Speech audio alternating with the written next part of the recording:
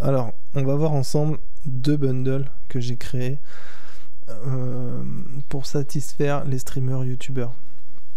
Notamment un donc qui va coûter dans les 200 € et qui va satisfaire on va dire la quasi-totalité des streamers qui vont regarder cette vidéo, des futurs streamers même on pourrait dire, ceux qui veulent commencer et qui connaissent rien à la technique, et ceux aussi qui ont déjà commencé et qui connaissent rien à la technique et qui veulent du matériel efficace quoi, tu vois.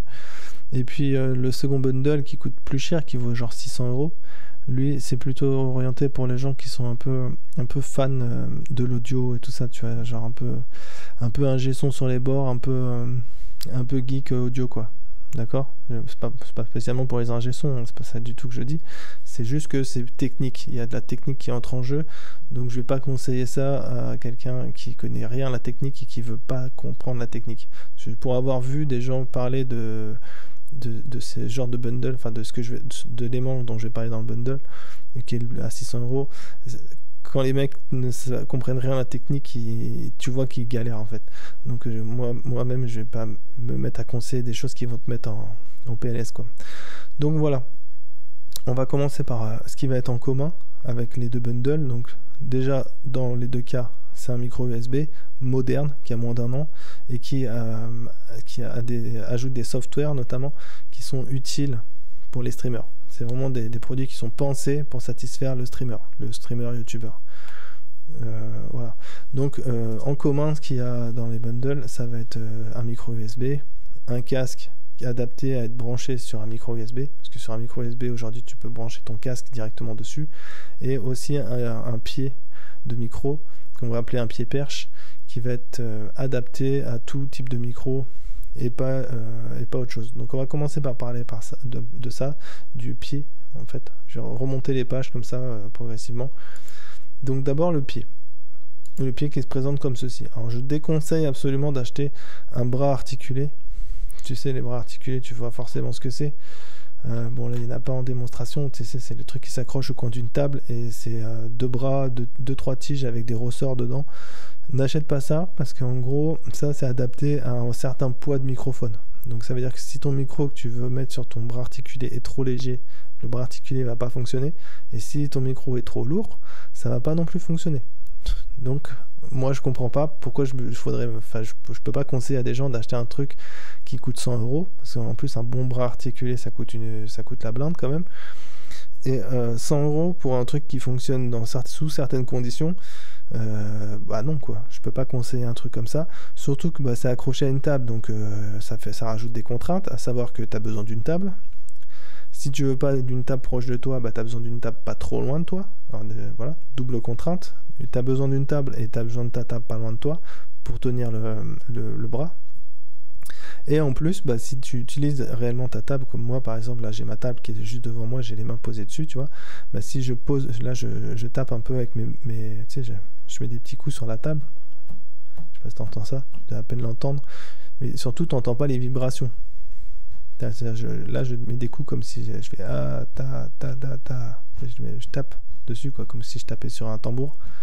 T'entends très peu ça, t'entends pas les vibrations, tout simplement parce que là le micro il est posé sur j'ai ce pied là, le micro est ici et ça c'est relié au sol.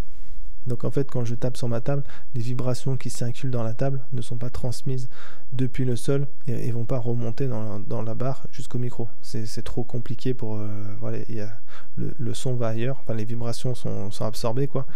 Donc au final je peux utiliser ma table sans que ça s'entende. Alors que si je mets un coup, tu vois ce que je vais faire, c'est que je vais taper avec mon doigt juste légèrement mon micro ici dans cette zone là, enfin là, plutôt le pied perche là, immédiatement ça s'entend. Et donc bon, moi j'ai pas de bras articulés donc je peux pas te faire la démonstration, mais c'est évident que si je tape la table et qu'il y a quelque chose et que le bras articulé donc est attaché à la table, ça va s'entendre dans le microphone, un petit peu au moins, peut-être pas beaucoup mais ça va forcément s'entendre un minimum, surtout si t'as pas de ce qu'on appelle une shock mount, c'est une sorte d'élastique qui sépare le micro du bras sur lequel il est attaché. Ça réduit les transferts de vibrations, mais ça va pas être à 100% efficace, etc. Donc bref, j'ai raconté beaucoup déjà de choses par rapport au fait que le bras articulé c'est vraiment trop de contraintes, le prix, les transmissions de vibrations, le fait que tu as besoin d'une table etc. Quant à ça, ben, ça coûte 2 fois moins cher, ça transmet aucune vibration, sauf si tu touches la tige. Et puis surtout, c'est au niveau envergure, en fait, tu peux placer ton micro genre à 2 mètres de haut ou à ras le sol, ou à un bon 50 cm de la tige qui est là, comme moi c'est ma configuration ici. Donc tu peux t'en servir en fait comme un bras articulé. Moi c'est ce que je fais, c'est-à-dire j'ai une table devant moi, et la tige ici, elle est sur le côté de la table. Et, tu vois, et donc quand je faisais tout à l'heure, je tapais sur la tige ici, en fait je tends mon bras, tu vois, donc il y a au moins 50 cm entre ça et moi, d'accord. Donc bah, voilà, c'est au coin de la table, c'est après la table, donc tu vois, ça me dérange pas, c'est pas dans mes pattes, etc. Donc franchement, moi je peux que conseiller ça, ça coûte pas cher, c'est efficace, tu peux mettre n'importe quel micro dessus, hein. Micro de 3 grammes ou de 3 kilos, ça passe. Donc tu peux même mettre une paire de micros dessus, etc. Avec des adaptateurs, ça va pas flancher, hein. C'est juste des tiges en métal et puis des vis, hein. C'est vraiment pas compliqué, et en bas c'est lesté pour que ça tombe pas. Puis à la limite tu peux rajouter des sacs de sable si tu veux lester un peu plus, etc. Enfin bref, parlons de ce qui est plus intéressant, c'est-à-dire les micros. Par rapport au microphone, on va parler donc maintenant du Elgato. Donc le Elgato Wave, il existe en 2 modèles. Il y a le Wave 1, c'est celui qui est ici, qui est à 100 €, et il y a le Wave 3 qui est à 150 €. Donc là, te pose pas de questions, n'achète pas le Wave 3. Le Wave 3, il a 2 options supplémentaires par rapport au Wave 1, et ça vaut pas 50 € du tout. Voire même en fait, ces options-là, si je serais prêt limite à payer pour pas les avoir, tu vois. Non mais vraiment, je comprends pas pourquoi ils ont fait ce micro, étant donné que celui-là est genre parfait, tu vois. Alors là, donc les 2 options, je te l'ai dit quand même. Pourquoi tu payes 50 € en plus? Tu payes 50 € en plus pour que la fréquence d'échantillonnage soit à 96 au lieu de 48.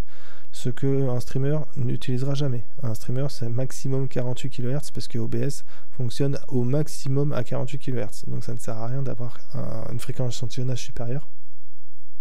Et aussi, le Wave 3 a un bouton aussi pour régler le volume du casque et le volume du micro. Franchement, moi qui fais du stream de temps en temps, où tu vois que je fais des enregistrements de vidéos, je suis pas tout le temps en train de gérer mon volume, en fait, ça ne m'arrive jamais. J'ai réglé mon volume une fois, et puis maintenant, bah, quand je débranche mon micro, bah, voilà, enfin, plutôt quand je branche mon micro et que j'ouvre OBS, mon volume est déjà réglé, il n'y a rien à toucher, tu vois. Et les réglages, il n'y a pas de raison de toucher à ces réglages. Donc je me pose vraiment des questions de pourquoi ils ont sorti ce micro. Je me pose moins de questions sur le fait de pourquoi les gens achètent, parce que les gens ils se disent c'est plus cher donc c'est mieux, mais non, c'est pas comme ça que ça marche. Les options qu'il y a en plus sont inutiles, donc il faut bien rester sur le Wave 1 qui est très très bien comme il est, qui est un bon micro. Alors ce que je vais dire, ce que j'aime dans ce micro, alors le diagramme polaire là, on appelle ça la directivité du micro, c'est cardioïde, c'est bien. C'est à peu près ce qu'il y a sur mon micro. Donc en gros, le son est plus fort quand je fais du son devant le micro et derrière le micro. Tu vois, c'est plus fort devant le micro que derrière. Donc voilà, c'est ça cardioïde en gros. Et bah c'est bien. Du coup, ça veut dire que les sons qui proviennent de derrière le micro sont moins audibles, ce qui est toujours un bon point à prendre, quoi, tout simplement. Ensuite, tu as la réponse en fréquence qui va pas trop bas, ça peut être pas mal. Ça peut éviter qu'il y ait des sons qui sont sourds, qui s'incrustent, et ça peut éviter aussi les bruits de pop. Tu sais, c'est quand tu fais que tu souffles sur le micro. Ils en reparlent un petit peu plus bas là. Enfin bref, les fréquences, il faut pas s'inquiéter que ça descende pas trop bas. D'autres micros en général vont descendre à 20 Hz ou des trucs comme ça. En vrai, pour faire du vocal comme là, un micro pour enregistrer de la voix, c'est bien que ça s'arrête à 70. C'est même espéré, j'ai envie de dire. Et puis voilà. Ensuite, résolution, bon c'est très bien. Non, c'est le niveau de pression acoustique là. Enfin, ça se prête un peu à confusion ce qui est écrit. Mais ce qui est surtout intéressant, c'est ici il y a écrit clip guard. Et ça vaut de l'or, ça. Le clip guard, en fait, c'est, tu vois, je vais te faire la démonstration, je vais taper sur mon micro et je peux parler plus fort. Là, je me mets à parler très fort sur mon micro et tu vois, le volume n'augmente pas. Pourtant, j'ai tapé sur mon micro et je me suis mis presque à crier, tu vois. le volume n'a pas augmenté parce que j'ai créé moi-même un clip guard dans OBS. Ce qu'il y a, c'est que moi je sais faire ça. Toi, tu démarres le stream, tu sais pas faire ça, t'as pas envie d'apprendre à faire ça, c'est pas grave. Le micro, il sait faire ça pour toi, tu vois. Donc le clip guard, c'est vraiment génial. Moi, j'aurais aimé avoir ça et j'aimerais d'ailleurs que tous les micros du monde aient ça sur eux parce que ça serait assez génial. Ça éviterait d'avoir des sons de distorsion avec les gens qui ne savent pas ce qu'ils font, tout simplement. Donc vraiment génial le clip guard. Donc on revient sur le filtre anti-bruit intégré qui empêche les sons plosives. Ça c'est ce que je te disais. En gros le filtre anti-bruit intégré c'est ça en fait. C'est le fait que la fréquence de base c'est 70 Hz. Ça crée un filtre anti-bruit intégré. En fait il parle pas de ça. En vrai c'est-à-dire qu'il y a une mousse derrière la grille du microphone. Derrière la grille ici il y a une mousse. Mais le fait que le micro descende très peu bas aussi, ça joue ce rôle-là. Donc, enfin bref, je vais pas trop t'ennuyer avec la technique. Et par contre, c'est juste que les bruits de respiration trop forts, ils en rajoutent un peu quand même. En gros, c'est pareil, c'est parce que comme il y a une petite mousse derrière la grille, bah, ça fait que la mousse, ça bloque les sons aigus. Du coup, on entend moins. Si tu enlevais la mousse, en fait, on entendrait plus les sons sourds et on entendrait plus les sons aigus, quoi. Mais bon faut pas abuser là, je trouve qu'ils en font un peu des caisses. Bon bref, la fonction mute, ça par contre c'est génial. Ça va être un bouton qui va être sur ton micro, un bouton tactile, donc tu l'effleures et ça coupe ton micro, donc c'est très très pratique pour le live. Si à un moment donné tu as besoin de couper le son de ton micro en un instant, tu peux vraiment le faire en moins d'une seconde et le rallumer aussi. T'as pas besoin d'utiliser ta souris et tout, tu as juste à poser ton doigt, effleurer ton micro, quoi. Assez génial. Vraiment bienvenue. L'application Wavelink, ça aussi c'est ce qui fait que ce micro est moderne et que je te conseille en fait ce micro, c'est vraiment ces parties-là.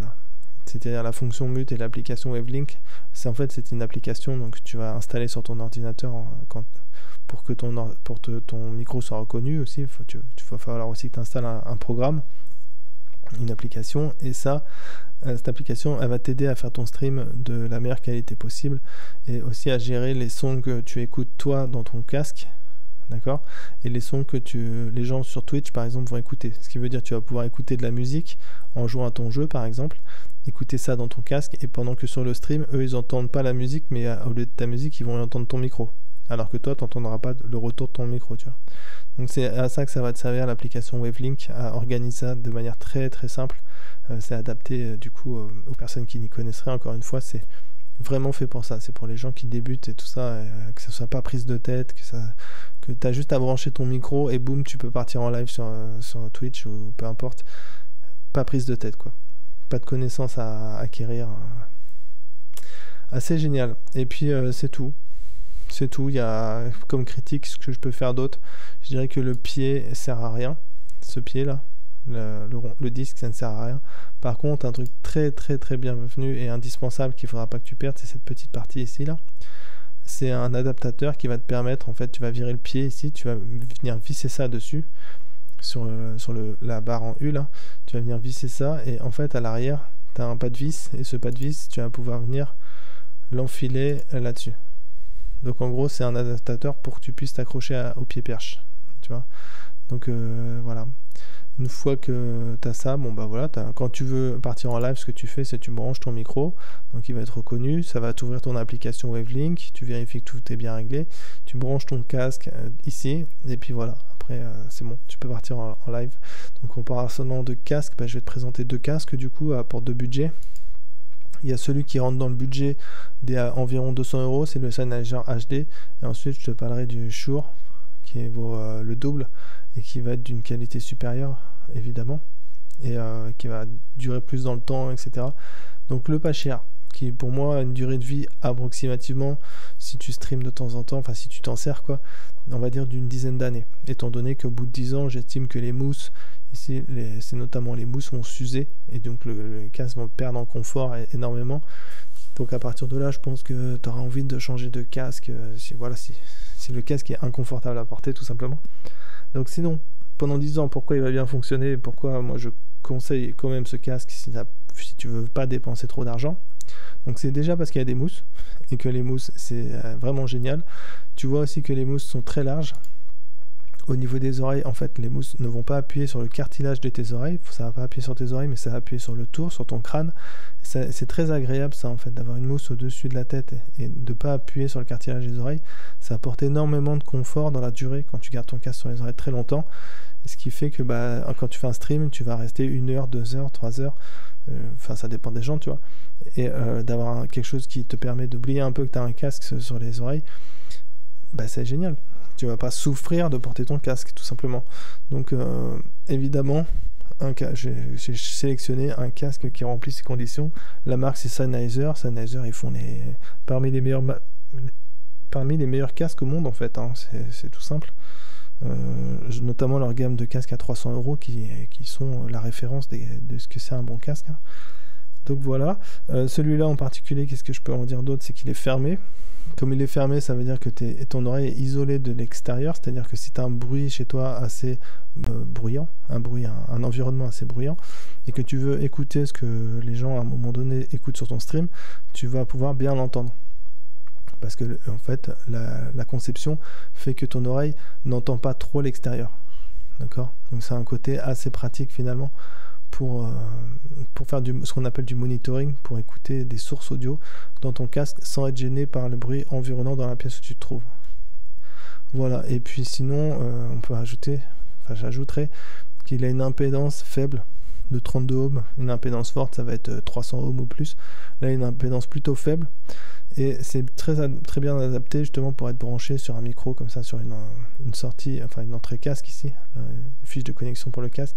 C'est adapté, le fait qu'il ait une faible impédance, ça va être adapté aussi pour que tu le branches sur ton smartphone par exemple, en casque voilà, d'écoute normal quoi, ou sur ton PC. Et puis il y a pas mal de longueur, je sais pas, après ça dépend des gens, mais tu vois, il y a 2 mètres, c'est quand même pas mal qu'il y ait 2 mètres de câble. Donc voilà, il y a à peu près tout ce que tu as envie d'avoir, je trouve, pour un casque. Moi, mon premier casque, c'était un peu le même genre. Enfin, mon premier casque avec lequel j'ai fait du stream, et ça, c'était un peu le même genre, sauf qu'il n'avait pas de mousse au-dessus, et j'avais mal au crâne. Du coup, j'ai été obligé de mettre un bonnet pour me protéger mon crâne, tout simplement. C'était pénible. Et puis je me suis débarrassé, j'ai acheté un meilleur casque, et puis évidemment, c'était mieux. Maintenant, je vais te parler d'un meilleur casque, quand même aussi, que celui-là, parce que le problème de ce casque-là, c'est que les mousses, elles vont finir par s'user, comme je l'ai dit tout à l'heure, et tu vas pas pouvoir les remplacer. Donc si tu veux un casque de meilleure qualité, tu vas prendre par exemple celui-là qui vient de sortir. C'est un casque vraiment tout neuf, ça, qui est sorti il y a quelques jours en fait. Depuis seulement quelques jours, tu peux te l'acheter. Et là, en fait, ce qu'il a celui-là, c'est que tu peux changer les coussinets, tu vois. Les coussinets, tu peux les virer, les remplacer. Tu as le câble aussi qui est détachable intégralement. Donc généralement, ce qui peut être abîmé le plus sur les casques, c'est les câbles. Là, comme ils se détachent, tu peux le remplacer à moindre coût. Tu n'as pas besoin de jeter tout ton casque. Voilà quoi. Globalement, c'est ça, l'impédance qui est faible aussi. Il est mieux en termes de qualité, etc. Mais bon, on va pas en parler pendant 30 ans. C'est juste que c'est un meilleur casque. Donc voilà, si tu achètes le casque de base, on va dire, le casque pas trop cher, ça te coûte moins cher forcément. En tout, ça te fait à peu près 200 €. Et si tu veux un casque de meilleure qualité, ça te fera à peu près 300 €. Et maintenant, pour conclure, si tu veux passer à l'étape supérieure, mais là, ça c'est quelque chose que je conseille plutôt pas à des débutants. Donc là, c'est éventuellement si tu étais intéressé de voir ce que je pense du matériel, mais que tu es plutôt déjà youtubeur, tu vas un peu améliorer la qualité et que ça t'intéresse la technique, parce que si la technique ça t'intéresse pas, je te déconseille vraiment de suivre ce que je vais dire là. T'as ce micro là, donc là c'est comme un Elgato Wave 1, mais la version pro, la version je sais ce que je fais, tu vois. Et voilà, c'est tout en fait. Il fait la même chose que le Elgato, sauf que là il y a des puces, c'est comme des processeurs à l'intérieur du micro, et en fait tu vas pouvoir contrôler aussi un logiciel qui va te permettre de contrôler des émulations de plugins et des émulations de microphones. C'est-à-dire ce micro là, voilà, il est à peu près normal, tu vois, c'est un micro dans les 400 balles, tout ce qu'il y a de plus normal, mais tu vas pouvoir venir ajouter grâce à ces puces des émulations pour tromper l'auditeur et lui faire croire qu'en fait il n'est pas en train d'écouter ce micro là, mais il est en train d'écouter un micro qui est plus cher ou un micro qui est moins cher, et en plus tu peux rajouter tous les effets qui sont là. Donc si ça te fait mal à la tête rien que de regarder ces icônes et ces machins, et ça te fait pas trop rêver, faut mieux pas du tout que tu achètes ça parce que tu vas en bouffer de ça. D'accord? C'est fait pour, en fait, c'est fait pour ceux qui rêvent de ce qu'il y a derrière là. D'accord? Voilà, et puis bah, si tu l'achètes quand même pour voir et t'y intéresser, bah, tu seras pas déçu, quoi. Le son va être largement supérieur que le Elgato, hein, c'est fait pour, ça vaut 4 fois plus cher en même temps. Le contraire aurait été étonnant. Et puis voilà, là tu auras une Shock Mount qui est vendue avec, donc ce qui va être intéressant de conserver, c'est juste la partie araignée là, ça. Et puis le pied là, c'est pareil, ça va servir à rien puisque le micro va finir forcément posé là-dessus. Et puis voilà. Je pense que j'en ai terminé. Si tu as des remarques à faire, il y a la section commentaires. Et puis j'espère avoir été de bons conseils.